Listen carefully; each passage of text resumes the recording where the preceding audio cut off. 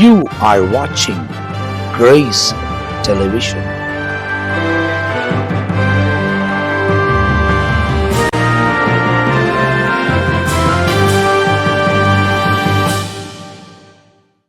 இயேசு கிறிஸ்துவின் நாமத்தில் உங்கள் யாவருக்கும் அன்பின் வாழ்த்துக்கள். இந்த நல்லதொரு காலை நேரத்தில் மறுபடியும் இயேசுவோட பேசுகிற நிகழ்ச்சியில் சந்திப்பதில் மிகுந்த மகிழ்ச்சியாக இருக்கிறார். கர்த்தனமை தொடர்ந்து ஆசீர்வதித்து பாதுகாத்து நடத்துகிற தேவனாக இருக்கிறார். அவர் சமாதானத்தின் தேவன், இரக்கங்களின் தகப்பன், ஒரு நாளும் பொய் சொல்வது கிடையாது. அவர் பொய் சொல்வதற்கு மனுஷனும் மனம் மாற மனு புத்திரனும் இல்லை அப்படின்னு சொல்லி கர்த்தருடைய வசனத்தில் நம்ம வாசிக்கிறோம். எனக்கு அருமையான தேவ ஜனமே, ஆண்டவராகிய தேவன் நம்மை எல்லா விதத்திலும் பாதுகாத்து ரட்சித்து தேவ சமூகத்தினால நம்ம இடை கட்டுகிறவராக இருக்கிறார். ஆகையினால வசனத்தில் வாசிக்கிறோம், சங்கீதத்தில் சொல்லப்படுகிறது, ஆகையால் பொல்லாப்புனுக்கு நேரிடது, வாதை உன் கூடாரத்தை அணுகாது என்று சொல்லி 91ஆம் சங்கீதத்தில் நம்ம வாசிக்கிறோம். ஆகையினால தேவன் தொடர்ந்து நம்மை பாதுகாத்து நடத்த கர்த்தருக்குள்ளாக ஒப்புவித்து நம்ம ஜெபம் பண்ணுவோம்.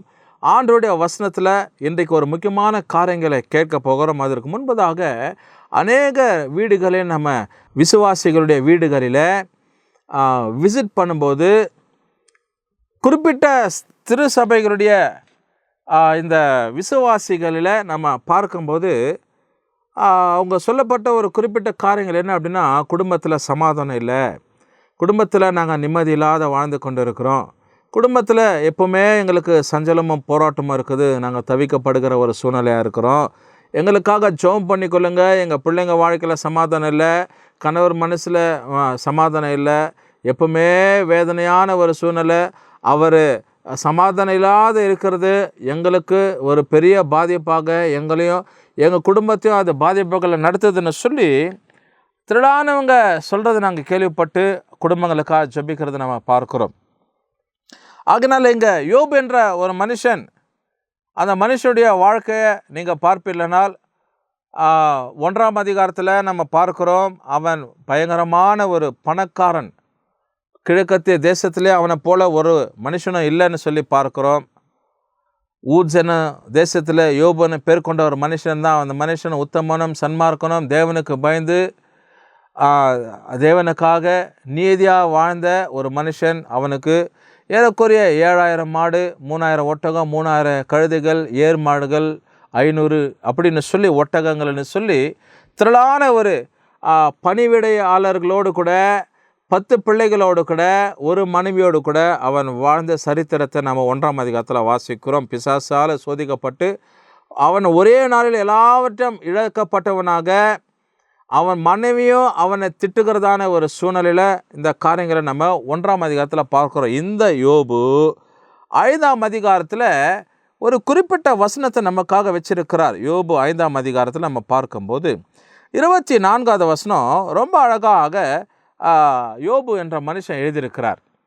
ரொம்ப அனுபவித்து இந்த வசனம் எனக்கு ரொம்ப பிடிச்சமான ஒரு வார்த்தையாக இருக்குது.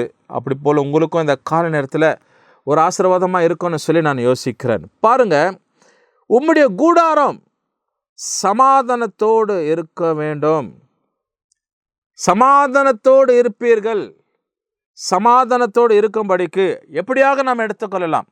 அதனால வசனத்தில் வாசிக்கிறோம், உம்முடைய கூடாரம் சமாதானத்தோடு இருக்க காண்பீர். உங்கள் வீடு எப்போவுமே சமாதானம். நான் ஏற்கனவே ஆரம்பத்தில் சொன்ன பாருங்க, பலர் அவங்க குடும்பத்தில் உள்ள காரியங்களில் சமாதானங்களை இழந்து குடும்பத்தின் பிள்ளைகள் நிமித்தமாக, கணவர் நிமித்தமாக சமாதானத்தை இழந்து எப்போதும் எரிச்சலும் சண்டைகளும் சச்சரவோடு வாழ்ந்து கொண்டிருக்கிற ஒரு சூழ்நிலை. அதனால பல காரியங்கள் இப்படி சொல்லியிருக்கிறாங்க அப்படின்னு சொல்லி அப்படிப்பட்ட ஒரு சூழ்நிலையில் தான் இந்த வார்த்தை சொல்லப்படுகிறது. உம்முடைய கூடாரம் சமாதானத்தோடு இருக்க காண்பீர். அதனால எந்த கூடாரம் சமாதானத்தோடு கூட இருக்கும் அப்படின்னா, எந்த குடும்பத்தில் ஜபம் இருக்குதோ, எந்த குடும்பத்தில் ஆண்டுடைய பக்தி விசுவாசம் பயம் இருக்குதோ, அந்த குடும்பத்தில் தேவனுடைய சமாதானம் இருக்கும். இயேசு கிறிஸ்து புதிய ஏற்பாட்டில் சொல்கிறாரு, யோவான் சுவிசேஷத்தில் நம்ம வாசிக்கிறோம், என்னுடைய சமாதானத்தையே உங்களுக்கு வைத்து போகிறேன்னு சொல்லி. உலகம் கொடுக்கிற சமாதானம் இல்லை, என்னுடைய சமாதானத்தை உங்களுக்காக நான் வைத்து போகிறேன். அதனால நான் வருமளவு இந்த சமாதானத்தை காத்துக்கொள்வீர், உங்களுக்கும் சமாதானம் உண்டாகட்டும் என்று சொல்லி தெய்வ பிள்ளைகளே, அதனால எந்த குடும்பத்தில் சமாதானத்தை நம்ம காண்போம்னா, எந்த குடும்பத்தில் அதிக ஜபம் இருக்குது, எந்த குடும்பத்தில் அதிக வேத வாசிப்பு இருக்குது, எந்த குடும்பத்தில் அதிக விசுவாசம் இருக்குதோ அந்த குடும்பத்தில் சமாதானத்தை நம்ம காண்போம். உம்முடைய கூடாரம் சமாதானத்தோடு இருக்க காண்பீர், உம்முடைய வாசஸ்தலத்தை விசாரிக்கும் போது குறைவுகள் அதில் காணப்பட மாட்டீர். வீட்டில் என்ன இருக்காதுங்களா? வாசஸ்தலம், நீ வாசம் பண்ணுகிற இடத்துல குறைவு இருக்காது. அப்போ எல்லாம் நிறைவா. சிலர் சொல்லுவாங்க பாரு, எல்லாம் இருக்காதுங்க, 5 மூட்டை 60 இருக்காது, ஆனால் குடும்பத்தில் என்ன இல்லை? நிம்மதி இல்லை, சமாதானம் இல்லை. அப்படி சொல்றத நம்ம கேள்விப்பட்ட உலக காரியமாக சொல்லுவாங்க. எல்லாம் இருக்குதுங்க, ஒரு குறை இல்லை, நாங்கள் நல்லா இருக்கிறோம், பெரிய வீடு இருக்குது, 2 கார் இருக்குது, 3 மோட்டர் பைக் இருக்குது, நல்ல வேலை செய்யறதுக்கு ஆள் இருக்கிறாங்க, சம்பாத்தியம் இருக்குது, ஒரு குறைவு இல்லை, ஆனால் வீட்டில் சமாதான சந்தோஷம் நிம்மதி இல்லை அப்படின்னு சொல்லி. அப்படி போல் இன்றைக்கி குடும்பங்கள் தவிக்கப்படக்கூடாது, அப்படி போல் கைவிடப்படுற நிலைமை இருக்கக்கூடாது, அப்படி போல் ஆதரவற்றதான சூழ்நிலை இருக்கக்கூடாது. அதனால தான் ஆண்டவர் சொல்கிறார், உம்முடைய வாசஸ்தலத்தை விசாரிக்கும் போது குறைவு அதில் என்ன பண்ணாது? காணப்பட மாட்டீர்.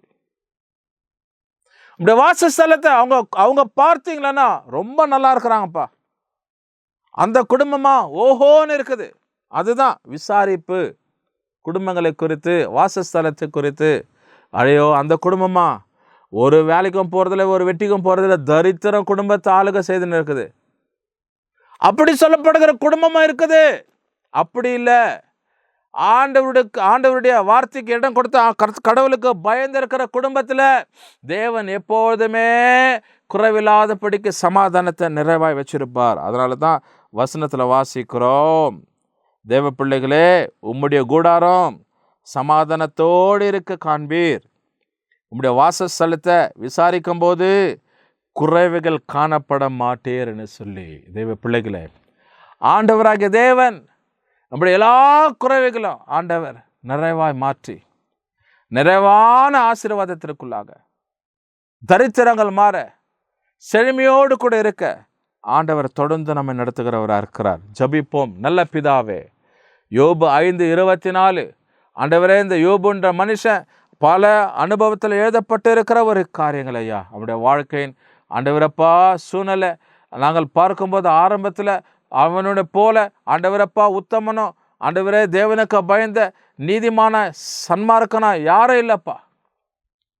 கர்த்தாவே ஸ்தோத்திரம்ப்பா, ஆண்டவரே ஸ்தோத்திரிக்கிறோம். இந்த பிள்ளைங்கள் அப்படி போல உத்தமர்களாக கனம் புரிந்தவர்களை வாழ கர்த்தருடைய ஆவியானவர் கிருபை பாராட்டி நடத்துங்க.